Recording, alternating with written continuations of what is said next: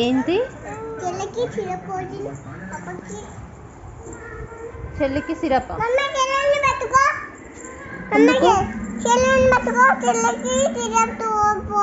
పోయి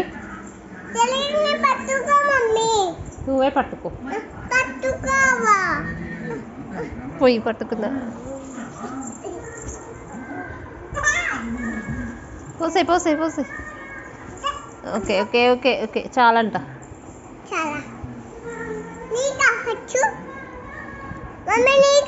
నాకేమొద్దు. నాకు వద్దు.